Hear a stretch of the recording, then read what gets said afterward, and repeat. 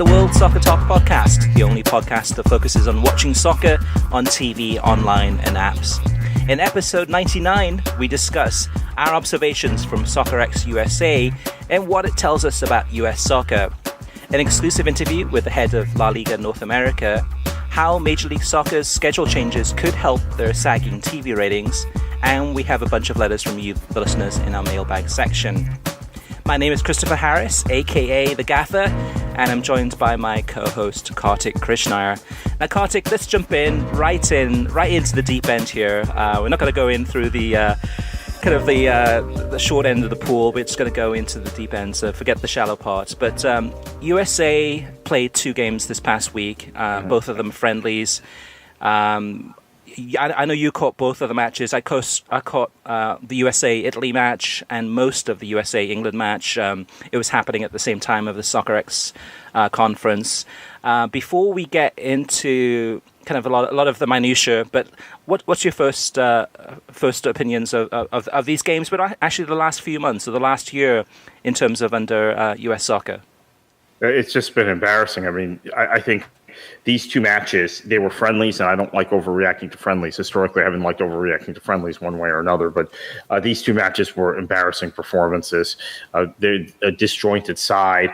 Players who I think, once again, in classic U.S. men's national team and U.S. soccer fandom fashion, have been overhyped by large elements of the fan base and some of the media. Now, I'm going to say some of the media, not as much of the media as before, because I think the media has taken a much more responsible tone in the last year, maybe even a more bitter tone towards the national team and towards the players. They seem to be questioning everything, with a few exceptions. There are still, your good soldiers for the U.S. Soccer Federation and Major League Soccer that are out there in the reporter pool, in the journalist pool. But I think by and large, there's been a dramatic change in reactions to anything associated with this national team or this federation over the course of the last I would say not even 12 months. I'd say over the last 6 to 8 months. So it was humiliating. I mean, the game against England was, and I've been watching the U.S. men's national team for 30 years, and it was a friendly. And there were competitive matches like the game against the Czechoslovakia in 1990 in the World Cup. A game, obviously, at the Copa America in 2016 against Argentina. A game against Costa Rica in qualifying in 2009 down in Saprissa that were very embarrassing and where the U.S. looked completely uncompetitive. But I think this match ranks up with them, this match at Wembley, considering it was an England B team. It was really the preferred side for the U.S. at this point, their full team, given that Michael Bradley and Josie Altidore had been run off. So essentially it was the first team for the United States, and they cannot the technical skill isn't there. They don't read the game quickly enough. They're very uncomfortable on the ball, the majority of American players. Their touches are loose, and the creativity is not there. I mean, there are all kinds of issues. Mm-hmm. From a media perspective, which is what we do on this podcast, I think this was interesting because I felt like during that match, and I was also at Soccerex with you, Chris, and I left early so that I could go back to my office and watch this match in my office and listen to some of the commentary along with a couple of my coworkers. And boy, I think Taylor Twellman was chomping at the bit from about minute 2 onward.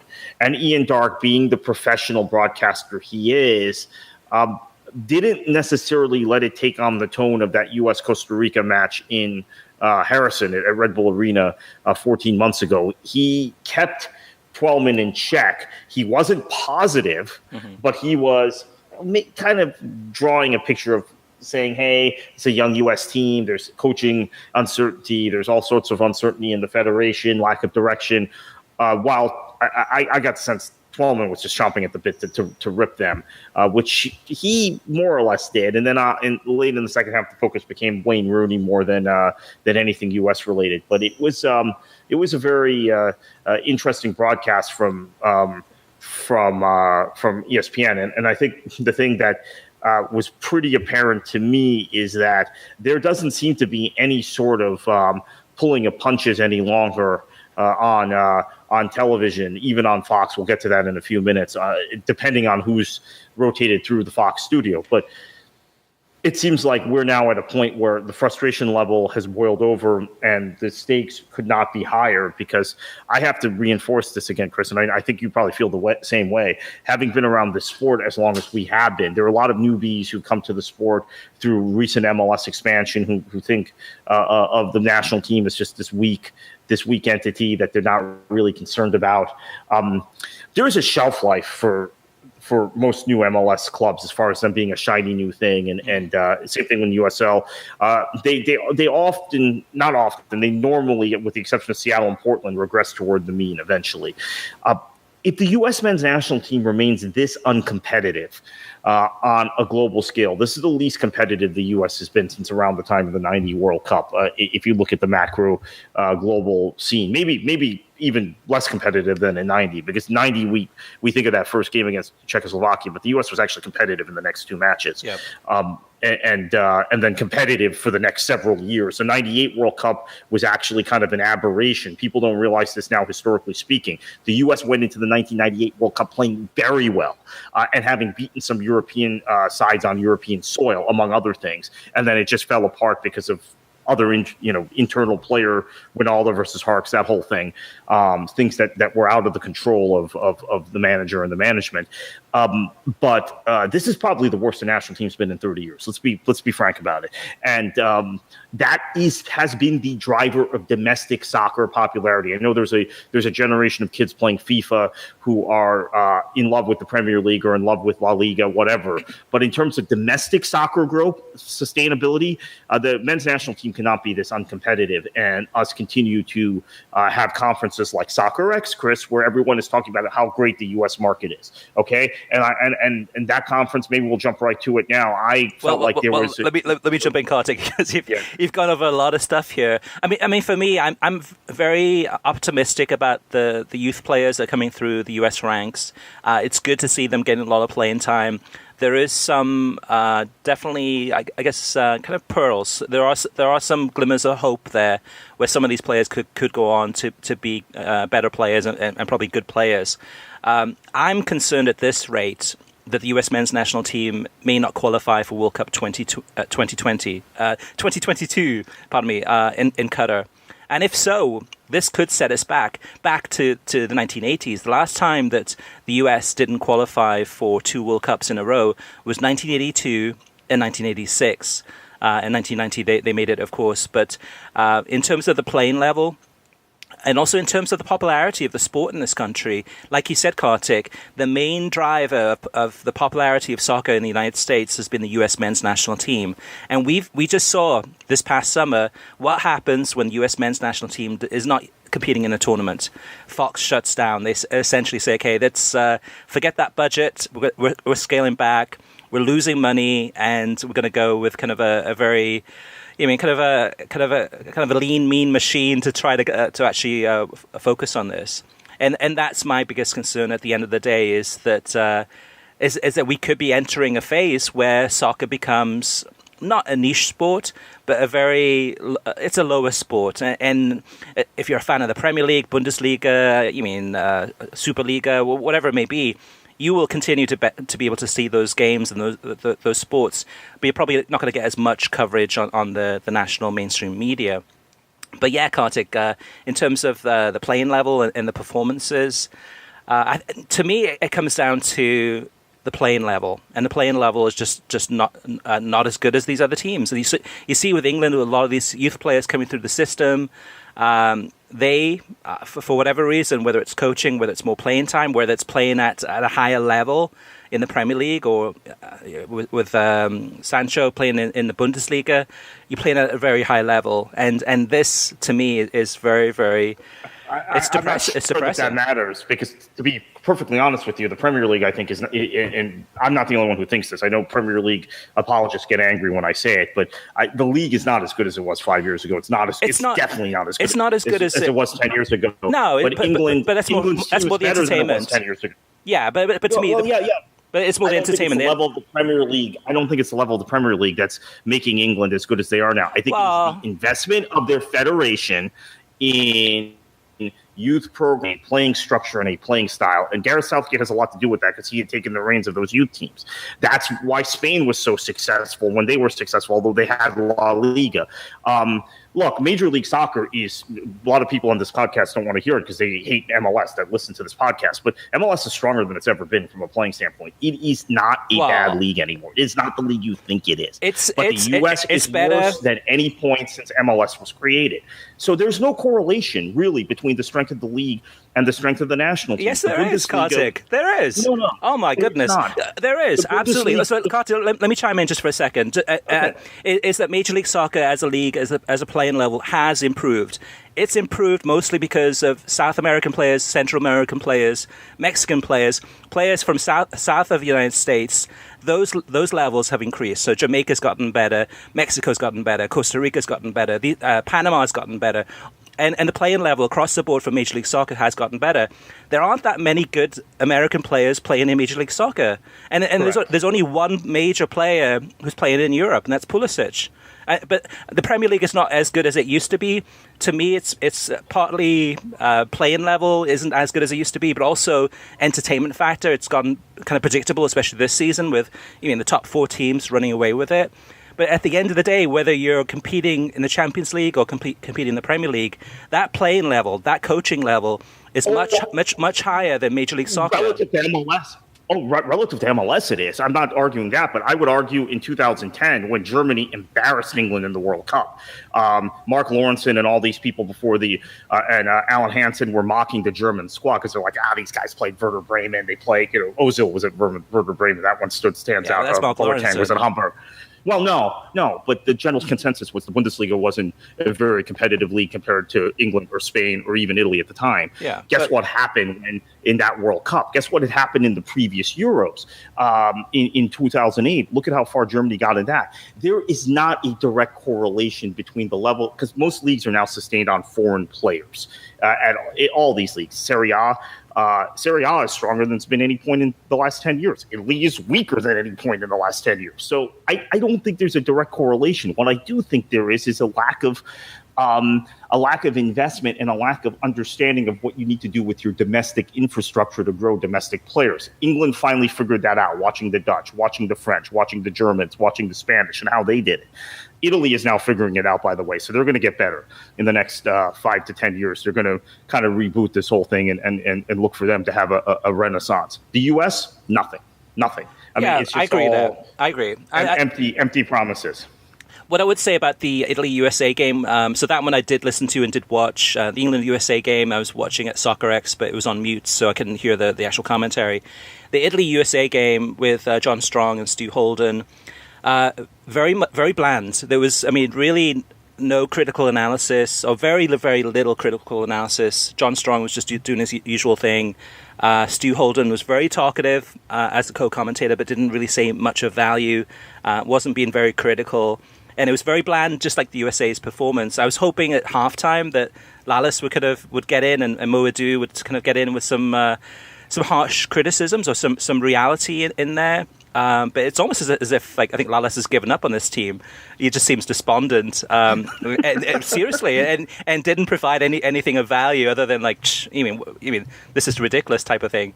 And then post match, I missed it. So post match, I did tune in to see. I missed the post match analysis, but I did tune in to see what Grant Wall had said, which became kind of breaking news at the time. What's your take on Lopetegui and what Grant Wall reported, Kartik? Well, first off, I tend to agree with you on Lallis. I actually liked his analysis after the game. I didn't watch halftime. I was watching Univision at the time.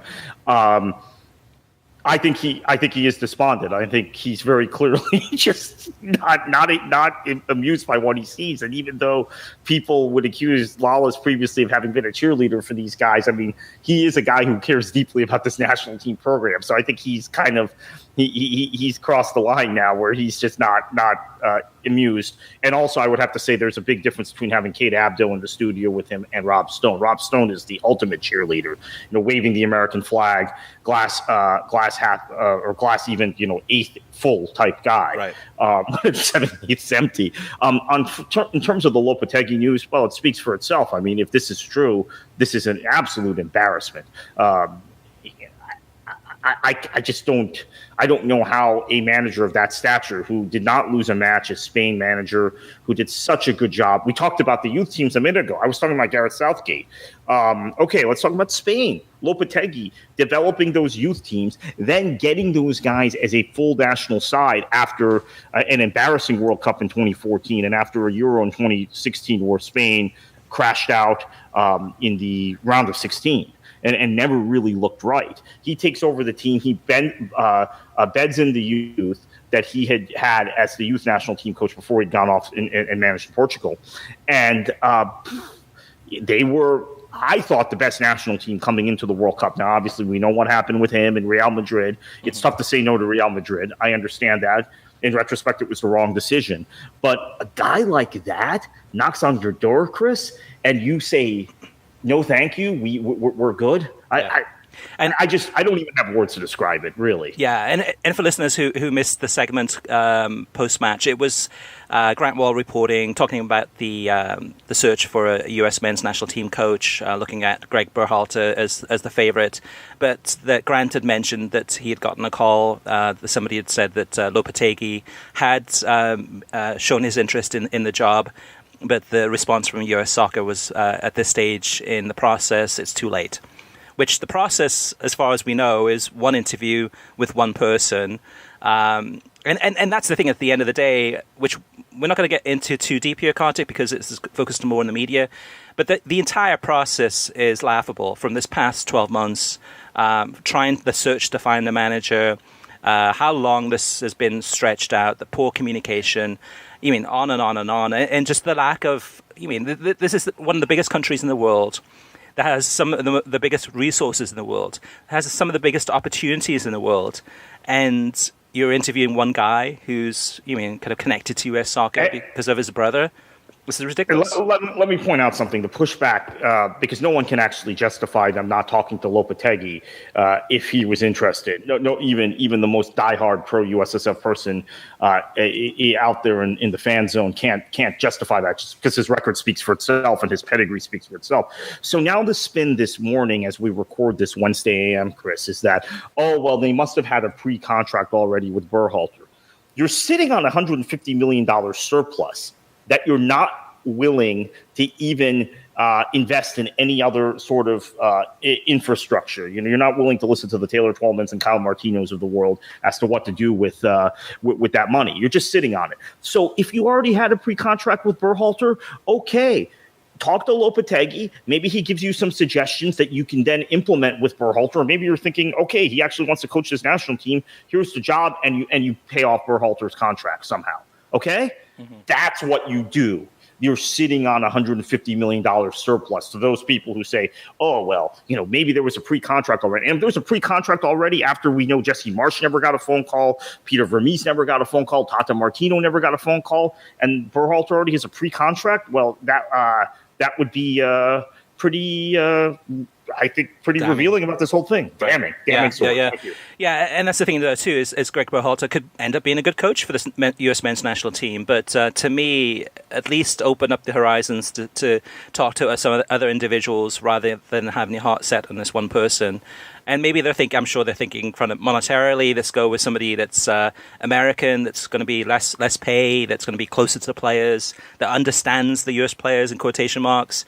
And let's go that path. And that would be exactly it. The Lopetegui thing. Let's just get to the bottom line. There might be we love MLS, we want to promote an American. There's also, this guy will probably cost too much money. Let's go with the cheap option. That's the way these business people in the U.S. Federation and in Major League Soccer think a lot of times. And it's a foreigner, so that too, right?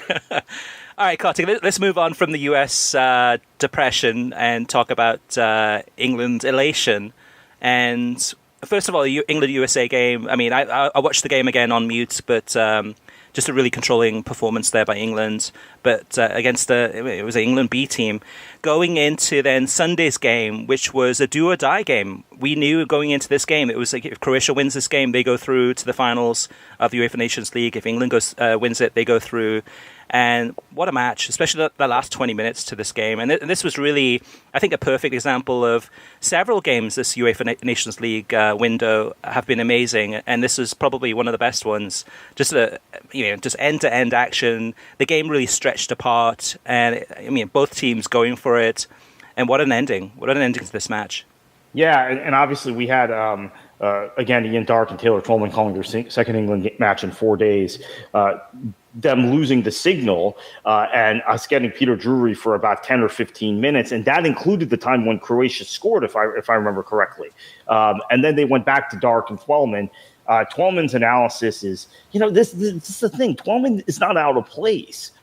When he calls matches with European national teams or European club games, he doesn't get to call very often, but European national team matches, he seems to know both these teams very well. Now, obviously, I think Croatia and England are two of the more prominent national teams on the planet, but really good call, really high-level match with a great atmosphere. The Nations League, we all took to the Nations League this week. Seb Salazar on ESPN FC said... he opened one of the shows this week like, okay, are we still thinking the Nations League or friendlies? And Seb's right. I think I've shifted my view this week. I really enjoyed it. I mean, not just this match. We'll get to the other matches in a minute, but there have been a number of high-level go for broke matches on this final match day of the Nations League. Now, the only thing that makes it a little unfortunate is the 3-team group, so it's unbalanced, and like in the case of this England-Croatia game, Spain was helpless. There were scenarios under which Spain would win the group or finish second. I don't think there was a scenario under which they could get relegated, but the two teams that were coming in, there were scenarios under which they could both win the group or get relegated, which is what happened to Croatia. But 10 minutes before the end, they were obviously winning. They were winning the group, right? They were going on to the semis, and then there were two great opportunities for England, and they scored on both of them. So, and Croatia had several chances to go up 2-0 when they were up 1-0, and prior to that, England had several chances that they didn't take. And we've complained about this from England before, the lack of clinical finishing. But when they needed the goals, which we saw also over the summer in the World Cup, when they had the chances and they needed to come through, they did. What an atmosphere. What a game. Yeah, brilliant stuff. And that one I watched on Univision Deportes en Vivo. I was actually at Starbucks. I dropped off my kid for a soccer practice and couldn't get back to home in time, so I watched it in Starbucks using my Fubo TV login to access, to authenticate with the Univision Deportes en Vivo app. And yeah, great stuff.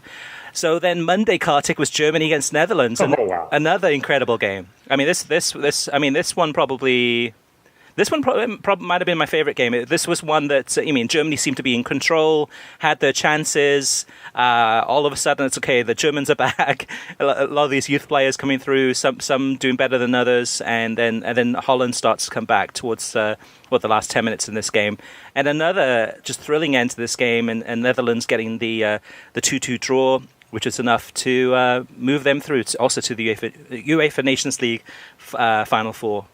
Yeah, this is probably my favorite match of the week also.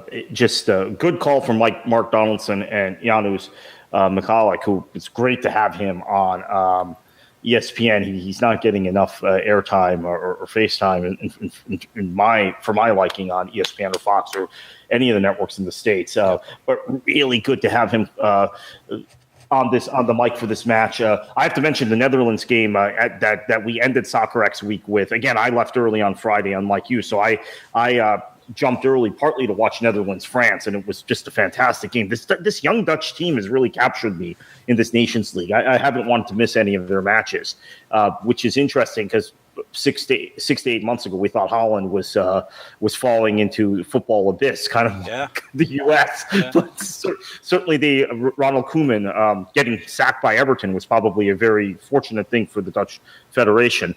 He's revived them. This was such a good game, and you had the feeling that Germany was teetering on the edge, right? They had chances to really put the match away. They didn't. Timo Werner had a great chance, a gilt-edged chance that he pushed just wide. The belief from the Dutch began to come at about I want to say it was like the 77th minute. I thought, you know what, they might get both these goals back. Yep. Prom scores, and then you knew at that moment they were going to get an equalizer. It was one of those, you know what I'm saying, Chris? Yeah, totally. You can sense it. Yeah. I mean, some players say they can smell it, but it was one of those things you were like, okay, I got to watch this. I think they're going to score. I think they're going to get the equalizer, and yes, they did. And Virgil van Dijk, as Donaldson and Janus kept pointing out, just he's now, I think, and they talk about this on ESPN FC a lot, he's now just turning into this elite club and country player that central defenders we don't talk about as much.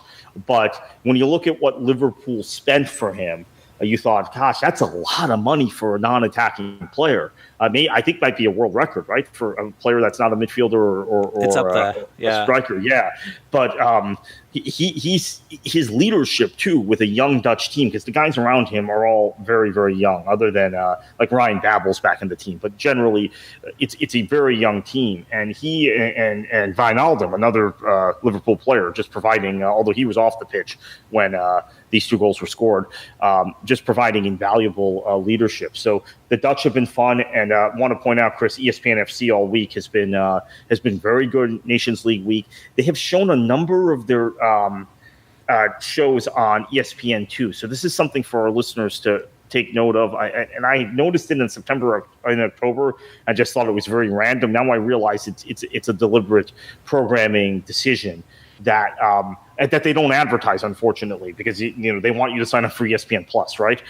That's where they're pushing you. But they do show ESPN FC several nights during the Nations League. Actually, I would say from Thursday to Monday, the duration of Nations League, they will show it on ESPN2 at some point. So if you have cable or satellite, just check your programming guide. The next Nations League. Well, I guess we don't have another Nations League match day, so who knows? Next Nations League, just check it out. Right, exactly. Yeah, and ESPN Plus is actually offering now a 7-day free trial. So if you are interested in that and you haven't signed up yet, whether it's for ESPN FC or also the Serie A and all the other matches they have, check out the homepage at worldsoccertalk.com.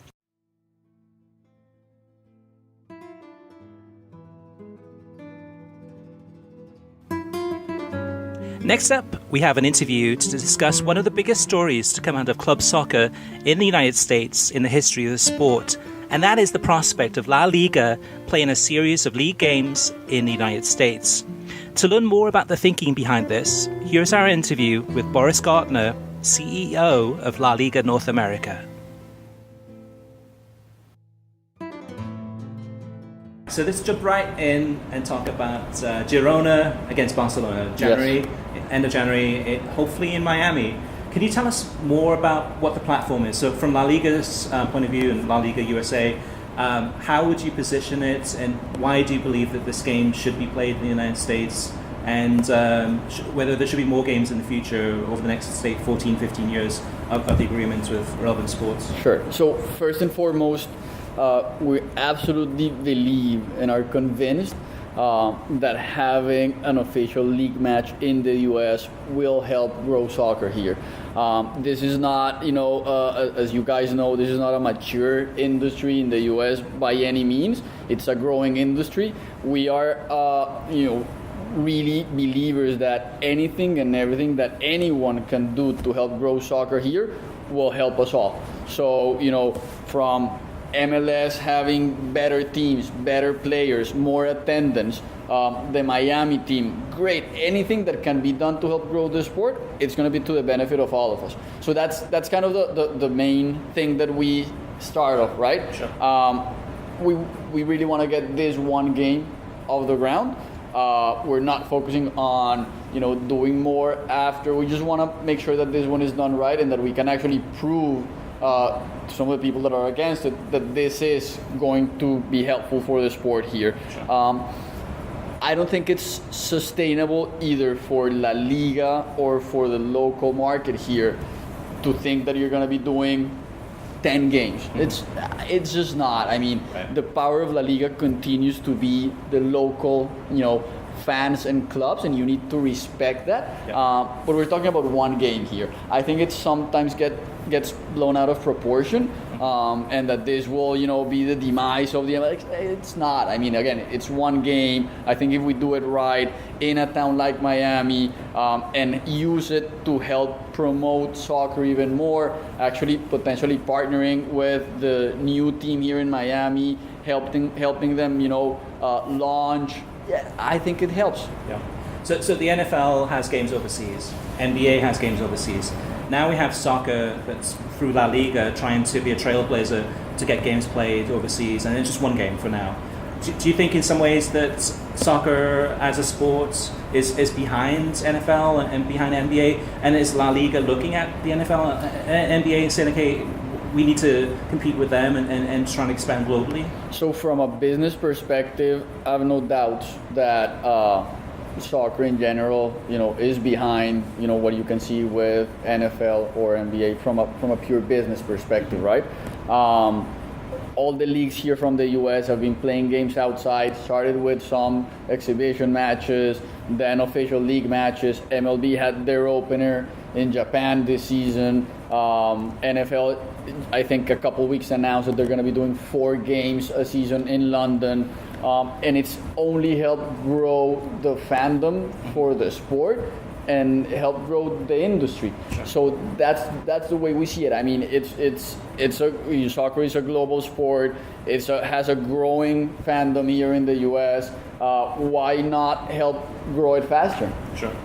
And looking at kind of a best case scenario, so if you had, say, the Spanish Players Federation, you had UEFA, you had USSF, you had CONCACAF, and La Liga and the teams, and everyone was in agreement. In the best case scenario, what would this relationship look like year after year?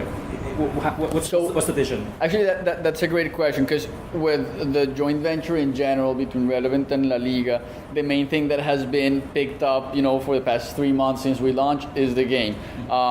But the idea, the plan, and the partnership is much broader than that. We're going to be investing millions of dollars over that 15-year period in actually helping at the grassroots level to develop soccer here in the U.S. So youth academies, women's tournaments, coaching academies, all those things, just to make sure that we're actually at a grassroots level growing soccer here. So that's one piece of it. Sure. The second piece of it is we're going to have a very aggressive content strategy, primarily on social and digital. 2 main reasons, but the first one, and I'll get into that in a bit, with the audience that we think we should be reaching. But we know that soccer following in the US is younger, it's more mobile, it's more social. So we want to make sure that we are delivering the content in the platforms that they're at. Yeah. Not just thinking, they're going to tune in on the TV and that's it. So that multi-platform content approach is incredibly important for us. And the other piece of it, we want to go to certain key markets that we've identified in the US and not just pop in, do a 2-hour event and leave.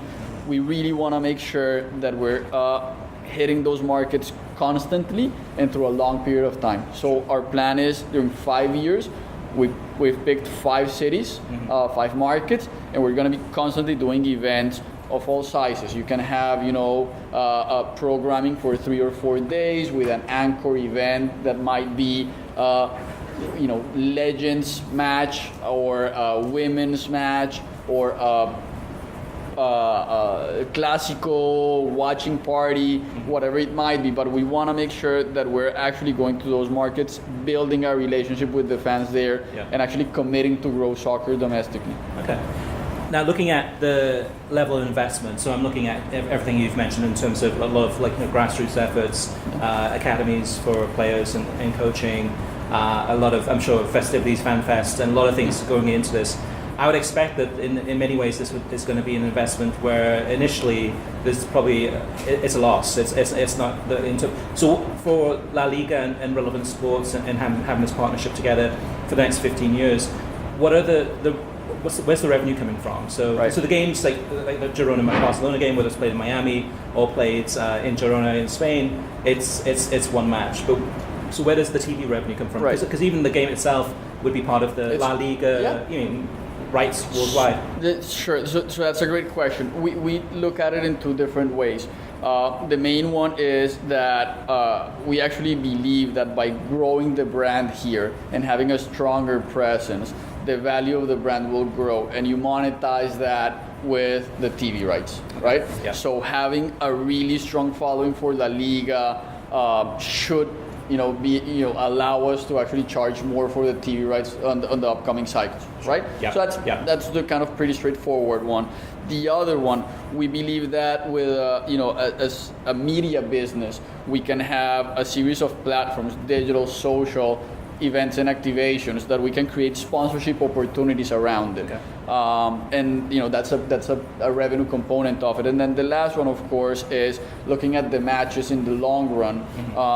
And I'm not going to get into the details of the economics, but as a whole, within the 15 years, the matches should be actually a decent revenue source as well. Sure. Following up on the grassroots piece and youth academies, etc., we already have a Barcelona academy here in Fort Lauderdale, a Real Madrid academy here in Miami, just speaking to this area, South Florida. What will La Liga do in partnership with Relevant to work with the clubs that have already invested in the U.S. market? Most La Liga clubs haven't, but those two I mentioned, Barcelona and Real Madrid, they're not new to South Florida at least. They've invested here already. How will you coordinate with them? Right, and I'll use one specific example with a club that we're collaborating closely, and it's Sevilla. They announced about 3 weeks ago that they were launching 3 academies, 2 in New Jersey and actually 1 in Miami. Sevilla might not be one of the top 2 teams, but they're a really important team. Actually, I think they're on second place right now. Yeah, they're heading around the table. Right. And they have a really strong following in the U.S. So what we're doing is looking at team by team and analyzing what is their U.S. or North American strategy. And if there is one, how can we come in and support with Sevilla, helping them develop the academies that they're launching, trying to get people in, getting to show the Sevilla brand more, just to help them build out. And then there's other teams that do not have a U.S. strategy that we think they should. And I'll use an example here, Betis. They have Guardado. Guardado with Mexicans here in the U.S. is huge. We are actually a big proponent of let's find which are those teams that have already an anchor that might not be aware that it is to a U.S. audience here, and let's actually go and build it up. We've seen some clubs previously, Alaves, Rayo Vallecano, others invest in lower division teams in the United States, and it hasn't gone that well for either one of them, but the initiative has been there, and obviously maybe the market wasn't ready for it. Is that something you have talked to Relevant about in the next 10 or 15 years, investing in helping your teams, La Liga teams, choose investments again in U.S. lower divisions potentially? 100%, and actually think about it. La Liga, at the end of the day, their objective is to service the clubs, right? In kind of simple terms. So anything and everything that we do here in the US, of course, has to help the La Liga brand, but at the end of the day, has to help the clubs. And in all the conversations that we've had, there's some clubs that might not think they need the help or not want the help, and it's fair. And there's others that are more open to just actually getting a lot of help. So from consulting on whatever their strategy is here, collaboration with MLS teams, all of that. So we're right now actually going club by club and understanding their needs and their strategy and trying to map it out with what we see the opportunities are here in the US. In the West Coast and some areas like Idaho even, there's a large Basque population. Sociedad Athletic Bilbao, have you worked with them about potentially tapping into that market? Is that a long-term goal? Right, so the plan that we have is we want to meet with each of the clubs, again, just to do a deep dive, present, this is the joint venture, this is what we can do for you guys, what are your needs, and actually map that out. We haven't gotten to go to the full 20 teams of first division or the 22 from second division. We're going through that, but you're absolutely right, that's the idea, is just find the opportunities that might be different from team to team, but that we can help them execute. How confident are you that this can get approved, this first game? Because we're running out of time. There's a lot of approvals that are needed through different federations and different organizations. How confident is La Liga that this will happen? Listen, we're operating under the assumption that it happens, so we're confident. We know that there is still a big part of the process that needs to that we need to clear. And to your point, the game is January 26th, so we just need to make sure that we solve it fast. So we're confident that we will get to January 26th, but if for whatever reason we can't operationally, we'll think about a game in September. Okay. So this is not a once and done deal. Again, 15-year joint venture, it's a key piece of it. We believe that it's the right thing to do. Yeah. So we'll do everything that's in our hands to actually get it off the ground for January 26th. And if we can't, none of that work will be lost. We'll put it in work for a September match or whatever it might be. So what about the USSF? Have there been any conversations with them as far as discussions about trying to set the groundwork to explain your side and see if something can be approved? Right. So what we decided early on when we were talking about this almost a year ago, because that's the other thing. This is not something that we woke up one day and said, well, let's do a match, and we started, creating chaos here, right? This is a well thought, strategy for LaLiga, and so we actually informally have met with all the parties that should be involved, and the conclusion, what they actually told us is just follow the process, and whenever you get to us here, then we'll have that conversation. Okay. So that's what we've been doing. Understand why there might be concerns about it, positions. We'll try to show our position and have a constructive conversation. We have not submitted an official request to U.S. Soccer or to CONCACAF because we need to go first to the Spanish Federation and UEFA. Right. So once we do that and we get here, we'll have the conversation. So Kartik, I'm going to put you on the spot. So I know that you're against the idea of having foreign leagues playing games in the United States. What would you say would be kind of some of the things why you believe that? Well, I think the issue for me is more not about playing games in the United States, but more about local supporters. So if Girona loses a home match, and I don't care if it's moved to China, I don't care if it's moved somewhere else in Spain. I mean, my concern actually is more, I have a greater concern that eventually Real Madrid and Barcelona would turn around and tell Girona or Valencia or whoever, well, Valencia won't happen because of their supporter space, but that's a bad example, but Granada or whoever, hey, here's X amount of money, we'll move the game to the Bernabeu or to Camp Nou. I'm more concerned about that actually happening, and then those teams acquiring additional home matches and the supporters of the local clubs being displaced because their clubs need money than actually the precedent of moving a game abroad. Just because I've seen this happen in American college sports, where Florida State will go to Maryland and buy out a game and say, let's move it to Miami or move it to Orlando, so we basically get another home game. Right. So that's it. I mean, is there a clear policy from La Liga that you will not allow Real Madrid to go to some smaller club and say, hey, let's move a match to the Bernabeu? Right, so there's a couple things here. One, the plan for the U.S. expansion, including the match, was approved unanimously by the governing board of La Liga that includes 15 teams, right? So I think that anything that goes beyond the actual regular competition would have to go to approval, and you would have to have all those teams approved. Right, so I get what you're saying, but I think that just from the way that the regulations for La Liga are structured, it's tough for that to happen. And then on the other hand, I think that the main difference between that happening in La Liga compared to college sports here in the U.S. is that those teams in Spain are getting the bulk of the revenue from that local league, from their local supporters, right? Right. So I think that risking, what can be probably 70 or 80% of the revenue for a one-time deal, I don't think the numbers add up. Yeah. Let me ask you this also. If we do U.S. games, this is what I want to see.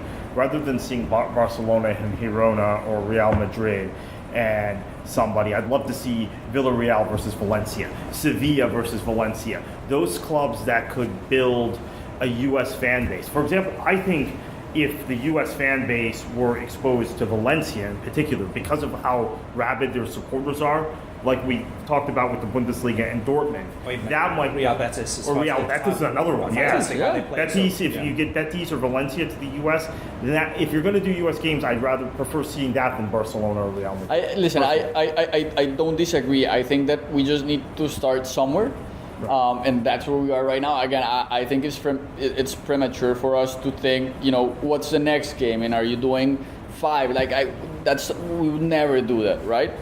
So we want to take, this one, be able to do it, show that there's potential, that it's successful, and then start thinking about the rest. But your Betis example, I think it's perfect, and I think that the potential for them to grow their fan base here in the U.S. Again, I keep on using Guardado because it's based on the audience that watches soccer here in the U.S.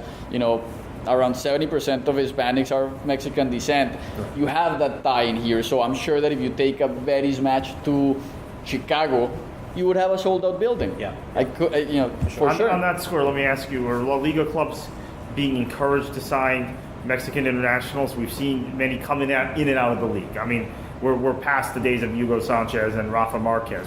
We haven't had that high-profile player play for Barcelona or Real Madrid recently. Jonathan Dos Santos, obviously, Giovanni Dos Santos, but not at a high level. Have you encouraged your clubs for marketing purposes to... Listen, I think that as they start looking at the U.S. opportunity, understanding the demographics, understanding the potential audience that they have, they'll see that that's an opportunity. Of course, it has to match and follow their, sporting strategy, if you will. But have a La Liga team having Chucky Lozano would be a killer. Yeah. How much of a feeling do you have that there's other leagues watching this very closely, whether it's the Premier League, whether it's Serie A, whether it's Liga 1, looking at La Liga and seeing, okay, in terms of the progress that you're making in the United States, trying to get a game off the ground, but opening the door then for other leagues to come in, and how aware are you of the competition? I mean, if La Liga is the first on the market to actually make this happen, it gives you a huge advantage versus the other leagues that are trying to compete on a global scale. Listen, I think that if we don't do it, somebody else will soon enough. You've seen comments from Agnelli saying that he would want to have a match in the U.S. I think last week PSV actually said, I would take a league match to the U.S. So I think that the basic understanding of why you would do that, everybody gets it, and I don't think that anyone will disagree with. I think it's when you bring it down to the execution, all the different pieces that need to be aligned. Sure. Listen, hopefully we're able to sort all of them out, and there's an organized way to get exposure to the U.S. soccer market in a way that actually adds up to soccer here in the country. Let me ask you a little bit of a change of pace question. The Premier League in this country is the behemoth in terms of European football. It's the most popular league. It's more popular than Major League Soccer. They have made their appeal based on two things, culture and entertainment. Now, I think if you talk to any objective soccer fan, but I think Christopher and I would both agree, the technical level, just the quality of football in La Liga is significantly higher than the Premier League. Some would say, well, maybe it's just slightly higher. I'd say it's significantly higher than what I watch, and I watch both leagues every weekend. So what is it in the U.S. market you haven't been able to do to convince people and to understand the technical level, the quality of football, this sort of thing?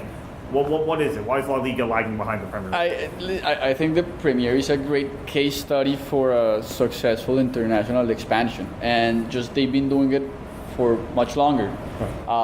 And they have a great partner, I think, on NBC, and they're pushing those games, everywhere. I don't know if they've had this season any game on broadcast TV or if it's a number of them, right, over the air NBC. Right, that helps. That helps a lot. I mean, you're getting in front of 95 million people, whatever it might be. So that definitely helps. I think that La Liga's audience in the U.S. over the time has to be general market. Having said that, I think we have a huge opportunity with U.S. Hispanics, both Spanish language and English language and bilingual. this is a demographic that's growing incredibly fast, that you don't have to sell them on soccer. They know soccer, they love soccer, they follow it, they know La Liga, and they follow it.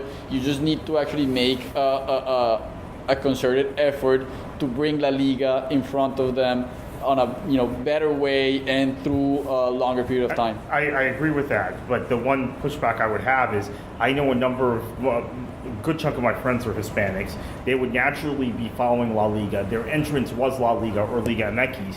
Now they're watching the Premier League just because of the ease of access. You can watch it on NBC. You can follow it more easily. Yeah. So that's a challenge. So that's one of the things that we are completely aware of, and that's why when I was explaining a little bit of the scope of the joint venture, we want to focus on having an always-on content strategy and making sure that the natural fans of La Liga can actually engage with it and interact, and that's what we will be doing. So La Liga is currently on beIN Sports. They've had some challenges with the distribution. That deal is through till the summer of 2020, I think. But Relevant Sports partnering with La Liga in the United States for this 15-year deal, kicking off with Girona, Barcelona, as well as many other things that have been planned. Which part of is television strategy and television rights part of that partnership between La Liga and Relevant Sports, and where does that fall? Yeah, it is, and we know it's a key piece of all of this. But there is a deal in place, and we are respectful for that, and we really hope that beIN is able to gain the carriage back that they've lost in the past few months, but we'll do, as we do in any country, we'll do anything that we can to help support the broadcast partner.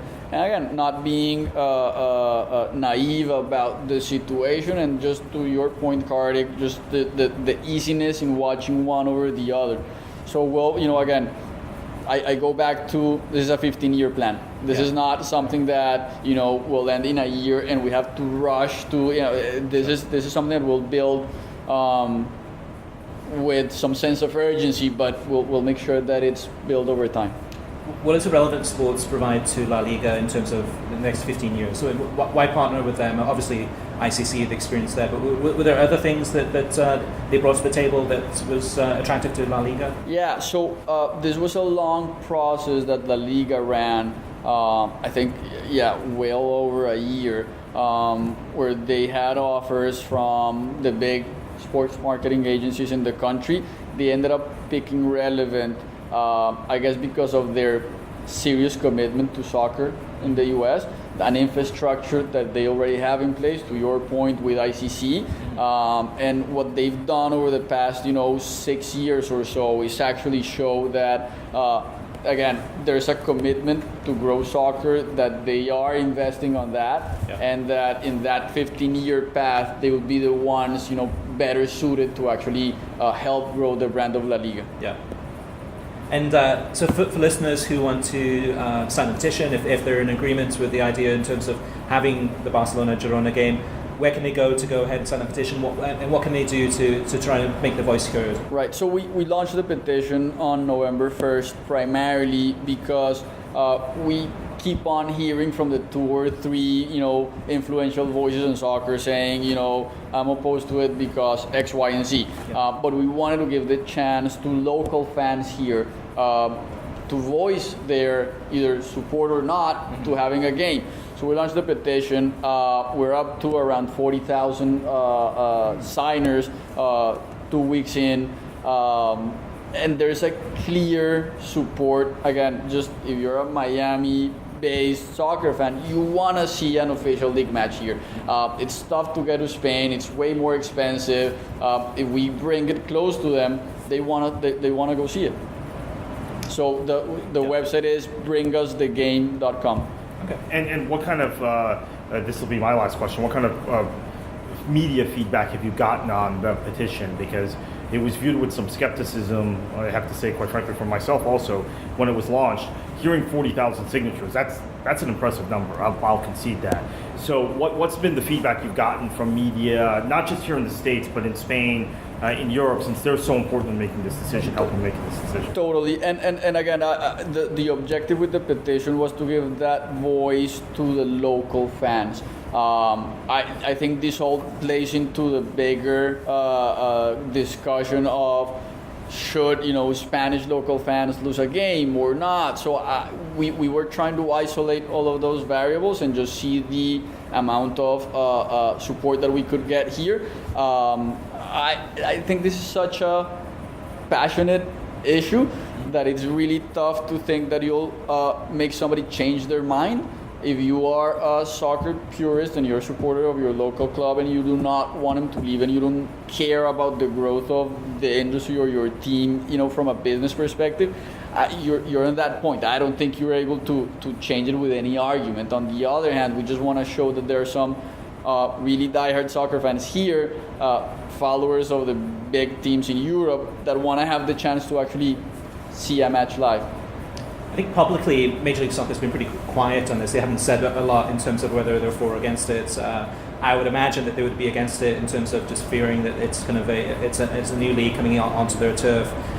Is there anything you can say in terms of Major League Soccer? Listen, I think that the more we can have conversation and explain the real reasons why we want to do it and work together to actually make sure that we are growing soccer here jointly, should ease a lot of those concerns. Sure. So we are hoping to have not one but many conversations with the MLS about it. Do you see it as kind of a rising tide in terms of helping soccer throughout the entire Totally. I think that if the concern was that this one match will impact negatively attendance to MLS games or just investment going from one league to the other, again, it's one match. I think that if that's the concern, we should be thinking about blackouts on the TV broadcast of the EPL and LaLiga. That actually has, you have millions of people watching European soccer every weekend here. If you want them to not watch soccer and go to an MLS, game, then put a blackout on it. Would La Liga be open to having, say, a partnership with, say, Inter Miami in Miami for games in Girona and Barcelona, having a season ticket drive or some type of partnership together, working together? Totally, and that's a conversation that we started having a few weeks ago with the team behind the Miami franchise. Anything that we can do to help them grow the following and jumpstart it, even taking Inter Miami to Spain to play a game and get them exposure. Again, that's going to be good for La Liga there as well. So you would be welcome to Major League Soccer playing in Spain? Absolutely.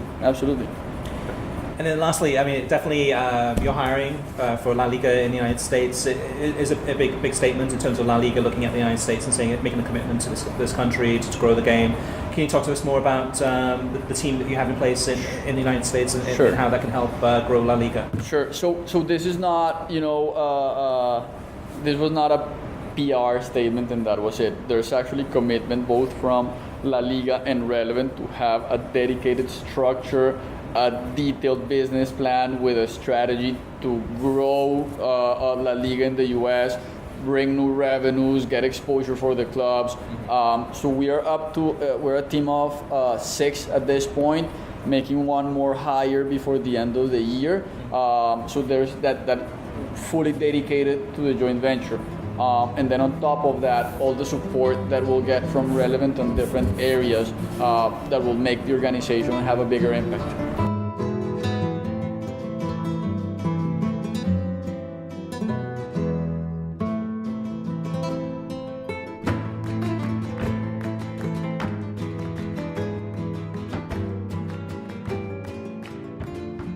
Now, Kartik, let's move on to TV streaming news. And first up, let's talk about what we learned, some of our observations from Soccerex this past week, this Thursday and Friday. Just for listeners too. So Soccerex is really kind of a conference focused more on the leaders of soccer in the world. So a lot of league officials, a lot of club officials, mostly executives, and of course you've kind of filtered down. And you have a whole varied, whether it's media or anything kind of associated with that. But what were some of your observations, Kartik, from Soccerex this past week? Well, I mean, I thought that MLS was out in full force, and there was a lot of just general interest around the globe in terms of what Major League Soccer is going to bring to the table here in South Florida, where the conference was held. There was no European Super League talk that I could pick up on in the entire building, which shocked me because I thought they might actually make an announcement to this thing. I think we heard a lot about the plans for the Bundesliga and LaLiga and Serie A and Ajax. Ajax opened a New York office to coincide with this conference. We heard a lot about that and their plans for the U.S. market, but it's the same stuff we hear over and over again. I think of those leagues, La Liga,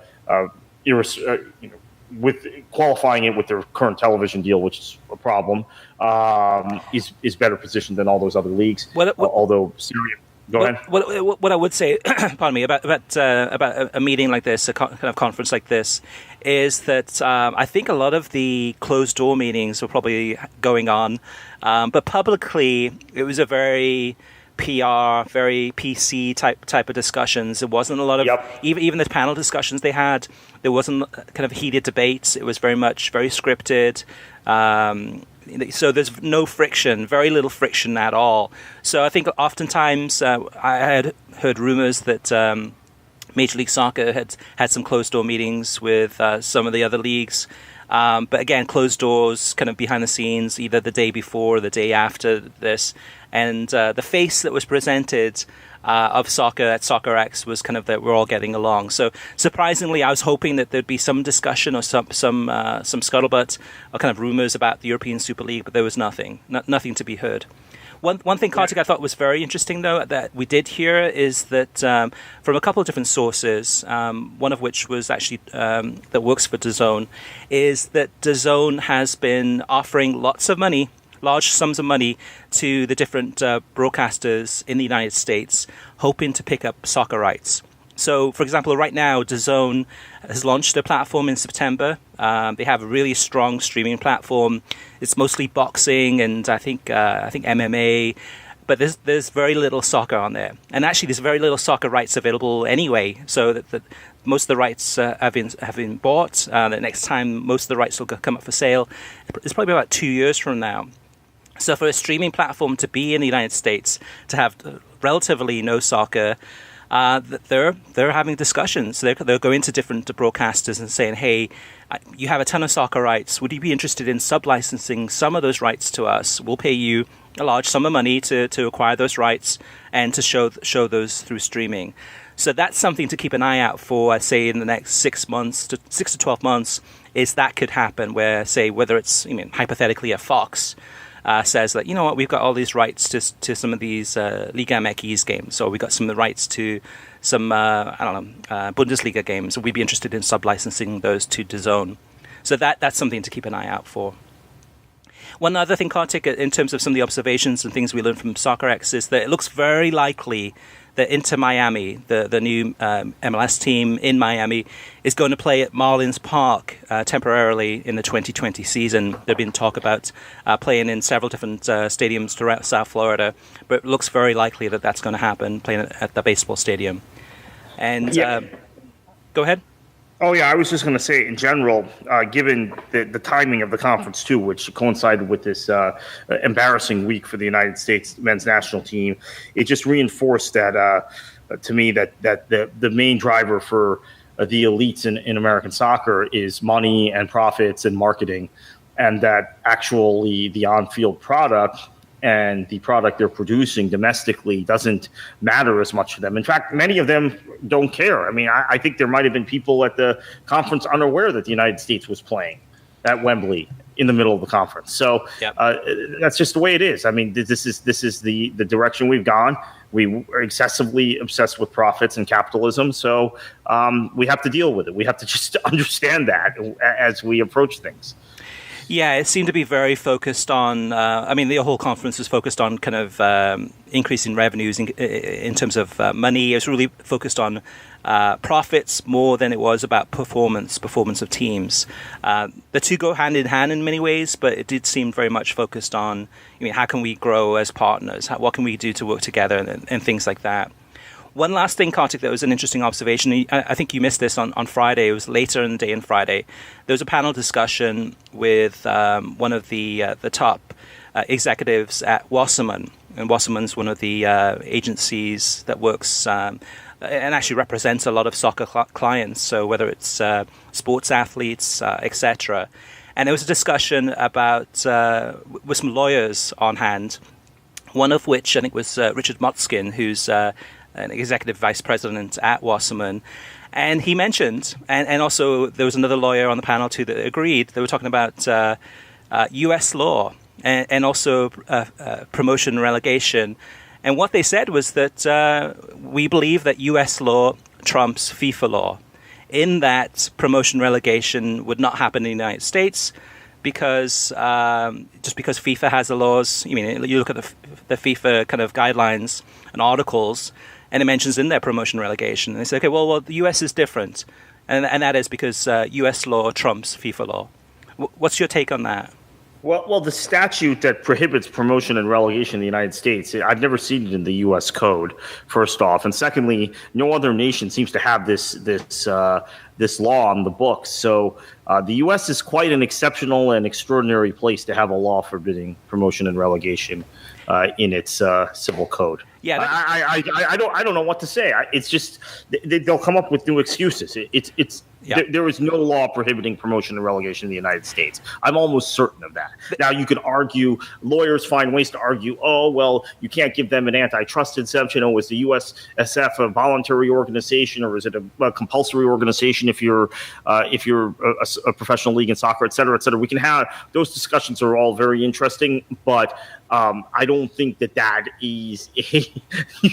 I don't think that means you can't have promotion and relegation under U.S. law. It's now they're falling back on this because the tea leaves and the winds are pushing towards promotion and relegation. And again, this is a defense mechanism. They don't have these problems if the men's national team is performing better than they are, but they've hit a ceiling because, as I've said, MLS is improving, as you said earlier, improving as a league because of the players from the Caribbean, players from Central America, players from South America. The actual development of American players has stagnated during this phase of huge growth in the league. This phase where the league is trying to improve its product and make more money. That's the determining factor of everything, right? It's always about money in the U.S. with U.S. soccer's elites. So they have forsaken player development and the development of the domestic player for this short-termism. Major League Soccer has in particular, USL to a lesser extent. And now what we've got is this situation where people are saying, well, players aren't developing because there's no incentive to develop players in a closed league system. Bingo, that's correct. So now you're getting the excuses as to why you can't implement promotion and relegation. It all goes back to what we started the podcast with. The failure of the men's national team has incredible ramifications. And for those who want to be kind of blissfully ignorant and say, oh, well, soccer is so popular in this country now, and we have all these great MLS teams and these great markets. That's the term that we heard all over and over again, right, at Soccerex. It goes from clubs if you're having a discussion with Europeans to markets if you're having a discussion with Americans. Then that's fine. But I think the people making decisions, including guys like Rich Motzkin, who has a great deal of power within the game in this country. For those of you who don't know him, just look him up. They realize that this current situation is untenable to maintain the status quo with the national team performing as poorly as they are. I don't think it's that ironic that came the day after that England game, that performance we talked about earlier. But it is absurd. I would love to. Yeah, I was going to say that was something I heard several times during the Soccerex, and that was kind of on the panel discussions where there was a discussion from people around the world, whether it be somebody from a club in, say, Europe or South America, and a couple of panelists from the United States. And the theme I kept on hearing was that, the United States does soccer differently. We're not like the other countries. We do things our own way. And that was something that kind of evolved into the discussion about promotion relegation. Like, well, yeah, that's fine for FIFA, but we're doing things differently here. And that was alarming, Kartik, because I thought, basically it's the US drive. I mean, this conference really was driven mostly by Major League Soccer. Most of the people that are speaking in the sessions, most of them were either connected to or related to Major League Soccer, mostly MLS more so. So it was a very MLS-driven platform, and I don't know, it kind of rubbed me the wrong way at times in terms of some of the things that were brought up. Yeah, I would say the whole thing rubbed me the wrong way based on that, because this is a fundamental issue here. Okay, I know the business of sport has really grown up, particularly the business of this sport, football, soccer, in the last 15 to 20 years. But is this fundamentally still about sport, or is it just like attending any other business conference, right? Yeah, I could be in any other industry and attend a conference and hear the same things, basically. Yeah. So the fundamental, and I blame Americans more than Europeans for this. The fundamental fabric of the sport is being ripped out. I would love to see this litigated. If there's a feeling, if there's a league now in the U.S. That implements promotion and relegation, there might be in the next few years. It won't be Major League Soccer, but it might be any of the other leagues that are around. I would love to see this litigated, to see what U.S. law, these folks who are saying it's against U.S. law, but yet it's somehow legal in every other nation on the planet. I mean, we have some exceptional code in this country, if that's the case. Or just, some very good lawyers, I guess. I would love to see this litigated and see what exactly they're talking about. Mm-hmm. Yeah, me too. All right, let's move on. The next news item is that according to The Athletic, it looks very likely that MLS is going to finally make some changes to the calendar beginning in 2019. The changes include playing the MLS Cup final in early November instead of early December, plus the two-legged semi-final and final conference games will likely be single elimination games instead of two-legged affairs. As part of the changes, MLS plans on increasing the number of teams that can qualify for the playoffs. Currently, out of the teams in Major League Soccer, 52% of those can qualify for the playoffs. In 2019, it's likely to increase to 58%. In 2020, that'll decrease to 53%. And by 2021 or 2022, we'll be at 50%. The other big change is that Major League Soccer is considering scheduling more midweek games instead of weekend matches for the 2019 season onwards. Now, Kartik, my take on this is that the midweek matches usually have better viewing figures than weekend matches. They're up against NFL or college football. It's a good move. It's certainly going to hurt attendance records, but finally, I think Major League Soccer is making some moves on the TV side to appease ESPN, Fox Sports, and Univision, and also going into the next the bidding for the next rights cycle for rights to Major League Soccer that will certainly, I think, give a little bit of it'll appease I think a lot of the TV companies. But overall, what's your thoughts on some of these proposed changes? I think that they're probably overdue, but again, they're with business in mind, not with the sport in mind. Because you shorten the season, that's putting the players who play in Major League Soccer, be they from Paraguay or from Jamaica or from the United States, at a disadvantage in terms of their international careers, et cetera, because they're just not getting as sustained high level football as players playing in Europe or in South American leagues. Now, that having been said, I think from a business perspective, it makes a lot of sense. Midweek games don't necessarily draw as well on TV during the summer, but during the fall, they absolutely do. I mean, the playing matches on the weekends in the fall, going head-to-head with college football and the NFL has proven to be suicidal, with a couple of exceptions. Red Bull Atlanta went up against an NFL, a bunch of NFL games, 1 o'clock kickoff Eastern time about 6 weeks ago, and did okay, actually, on ESPN. But that I think might have been the lone exception this year. So I think this is a good thing. I think that in terms of the business perspective, I also think, interestingly enough, this will give perhaps the top MLS players a chance to go out on loan to Europe with a little more of a opportunity to do that. Since MLS moved the MLS Cup from November, from early to mid-November, generally it was this week during the international break, and then since they started observing the international breaks, including this one, and pushed MLS Cup into December, you've seen no players go on loan to European clubs, whereas you used to see 2 or 3 a year go when they would play 6 to 8 weeks over there. I mean, I remember Ben Olsen going to Nottingham Forest, and more recently Omar Gonzalez going to Nuremberg where he got injured. But guys going and getting games, or at least getting some training at top-level European clubs and coming back and staying fit during the close season. So maybe from a football standpoint, to a certain extent, as we're talking about this, it works also. All right, and one last piece of news, Kartik, before we move on. Yeah, BT Sport, who've lost a number of properties recently, lose the Scottish Premiership rights in the UK to Sky Sports, who, of course, Sky Sports, of course, have a hole in their programming because they lost LaLiga to 11 Sports starting this season. Yeah, so Sky Sports have picked up the Championship and the Scottish Premiership, and both in 5-year deals for the UK only. Moving on, just TV ratings. We don't have a lot to talk about this week in that regard because we're still waiting to get a lot of these international numbers in for the UEFA Nations League games. But there was one, which was the friendly between England and USA on ESPN2 on Thursday, and that one was 310,000 viewers from 2:45 to 4:45 Eastern. Moving on to listener mailbag. Raymond Orozco, I have been listening to this podcast for a long time. I still can't believe Lawrence left you guys for the true Geordie. And I found all your content throughout the years entertaining and informative. When I watched ESPN FC after the USA versus England game, the honest coverage of the post-game, I believe, is a direct result of your program. I want to thank you as a USA fan. Anthony Bello says, hi guys, I would like to concede 3 points to Kartik from last week.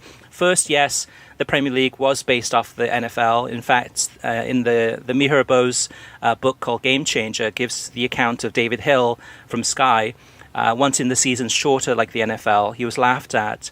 Second, has the NFL gotten more TV friendly in the past decade? Yes. In the 80s and 90s, a lot of the big games were stuck at 1 p.m., which is the equivalent of putting the big Premier League match of the week in the 3 o'clock window. The NFL now has more national TV windows and has gotten smarter with the schedule to maximize viewership.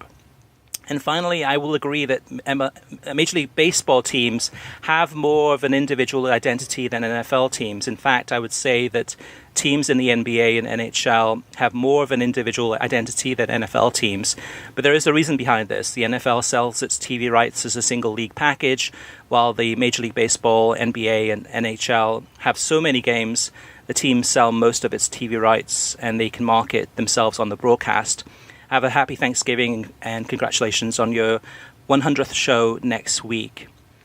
Paul Scanlon says breakaway leagues are inevitable. The question is, what will the FAs do about it? Also, how does the Bundesliga feel about Fox? Would they rather go with someone with a better reputation? Kartik, that's a tough one in terms of Fox because as we know, the Bundesliga's deal with Fox, which is up, I think, in 2020, is a global deal. So it's one of those things that it wasn't as if Fox Sports USA said, okay, we want the Bundesliga. That's our top priority. It was a global Fox Sports project to acquire the rights globally, except for a few markets. And so there was no buy-in. So how does the Bundesliga feel about Fox? If we had a guess, I think there's disappointment there, but they're being pretty quiet about it, so we don't know for sure. Yeah. John Average Geek says, NFL closed league is bad. NFL competitive balance is good. It's week to week and year to year, salary cap, revenue sharing. By the way, I hate NFL and the idea of a super league. Raymond Orozco, I must be the only person who loves the extreme capitalistic nature of European football. I think it delivers the best products. Quoting Wall Street greed is good. Ultimately, fans are consumers, and I believe will tune into the best product available to them. And I am opposed to any type of salary cap or luxury tax. Soccer friends have told me for a long time that European soccer is boring because of the same teams that win it. But since I started watching European soccer, I've run into way more Bayern Munich fans, PSG fans, Man United fans, Man City fans, Barcelona fans, Real Madrid fans than your Lord here teams. I'm not sure what that means. In my experience, if it's the big teams that drive, it's the big teams that drive interest. Setting limitations and spending in acquiring talent globally is only going to handicap your league or your region and speed up other competitors. What's your take on that one, Kartik? Well, this is the catch-22 because I know the big teams drive the interest in the United States, in China and Malaysia and places like that. They do not drive interest in England or in Germany Bayern is the most popular team in Germany, but you would be surprised how many members. Germany, it's easy to track because they have actual members of their clubs. How many members Schalke and Eintracht and Dortmund and those three in particular have, how big those clubs really are. So I think it's a catch-22 because for these leagues to grow abroad and interest in football to grow abroad, soccer, I completely agree. It's got to be done through the big clubs. But I think domestically there are club supporters, people who actually support their clubs at a grassroots level and are the ones who go to matches, who are really tired of it. I mean, I've been struck, Chris, and I don't know, you may have had different experiences than me, but I've been struck when I go to England how many football fans tell me they don't like the Premier League there in that country. I mean it's for this reason. I mean, we can have critiques about level of play and all of that, which I give, but they don't like it for this reason. It's predictable. It's there was a good piece. There was a good piece in Football 365 this week by John Nicholson, who's been on this podcast many times in the past. We've interviewed him. He's a great guy. Has fantastic opinions, and he doesn't hold back. And it was a very, very negative piece about the Premier League, saying that the Premier League has added no value to people in the UK. It's a money-making machine that really has hurt the game. And if you get a chance, check it out. It's definitely a good piece to read, whether you agree with him or not. But it's There's I think the bottom line, Chris. Sorry to cut you off, but I think the bottom line is there's a disconnect between domestic fans and global fans, and that's huge. Driving everything. That's huge. The catch-22. Yeah, and that's the thing I keep on saying is that the Premier League is not an English league. The LaLiga is not a Spanish league. They're global leagues. I mean, it has, yes, those games are housed and played in England and in Spain respectively, but and the reality is these are global teams. Bayern Munich or Barcelona or Real Madrid are supported worldwide. They have millions of fans across the entire world. It's not just a domestic game anymore. And that changes things, whether it's for the good or better or for worse, whatever it may be, but it changes things completely. Last but not least, the last comment is from Rocco Richardson, who posted this on Twitter. We responded to this one, Kartik, on Twitter, but I'll ask the question. He says, why doesn't the English FA adopt an American football type scheduling for its teams and games, like Fridays for one league, Saturday for another league, and Sunday for the Premier League? And you were pretty polite in your response, Kartik. I was a little bit more harsh. I said, okay, you've had leagues that have been playing for 130 years, and now we want to Americanize when those games are played. Almost like college football has Saturdays and NFL has Sundays. But to me, it's ridiculous because you have league games, whether you're in the Championship, League One, League Two, practically almost every day of the week, and you're not going to try to. The FAs have less control. So the EFL says, okay, we're going to have games on Friday, Saturday, Sunday, Monday. We're also going to have some midweek games too. Maybe Thursday's the only day of the week that they don't have any games. The Premier League is going to go ahead and do what they want to do. They're not going to be waiting for the FA to give them permission to show games on Fridays or whatever it may be. But to me, I thought. I know this question upset me, Kartik, because it felt like this person's trying to Americanize the sport. Yeah, and I just have to reemphasize, and this is what I tried to do in my response, because maybe there's some disconnect here in the States with the way football is in the UK. The traditional kickoff time for matches in the UK is 3:00 local time on a Saturday. All games. Back in the day, all games were played at that time. Correct. And in Germany, it is 3:30 p.m. on a local time on a Saturday. Every match that is at a different time in the Premier League and the Bundesliga has already been manipulated, and in the Championship and in Bundesliga too, has been manipulated by television and Americanization already. Fans are used to going to their matches. You said for hundreds of years. I don't know if the kickoff times have been that long, but for decades at the same time. So that's why it won't work. Now, maybe in Spain and Italy, there's more randomness in the times. I don't know. I don't know the history of Spain and Italian football, Spanish and Italian football, the domestic club games, the way I know the English and German history. So maybe it's the same. Maybe they had a traditional kickoff time in Spain and Italy, like Germany and England did. But it's just impossible. It's not going to happen. Yeah, Kartik, I admire your politeness too in responding to Rocco through Twitter too, because it pissed me off, that one question. But if listeners, if you do have any questions for us, I will definitely try to be polite and definitely give you a good response. So whether it's you want advice about streaming or watching games on television or apps, or have any feedback, any rants or raves, or disagree with anything we say or agree, let us know. We'd love to read those out on air. You can always reach us through email at worldsoccertalk.com, as well as facebook.com/worldsoccertalk, and on Twitter @worldsoccertalk. Plus, of course, you can always post comments on worldsoccertalk.com. So, in closing, if you guys want to listen to the podcast, we release it every Thursday, whether it's on iTunes, SoundCloud, Stitcher, etc. So definitely tune in to us. We'll be back every week. And for those listeners in the United States, I want to wish you a happy Thanksgiving. And Kartik, going into another week, we've got a busy week of football. We've got the River Boca Copa Libertadores second leg of the final on Saturday, as well as tons more club soccer games. The international break is over. What could they do and what should they do? Oh, I'll have to tell you, the international break this time won me over, so I'm not quite as enthusiastic about the return to club football as I normally am, but enjoy your football.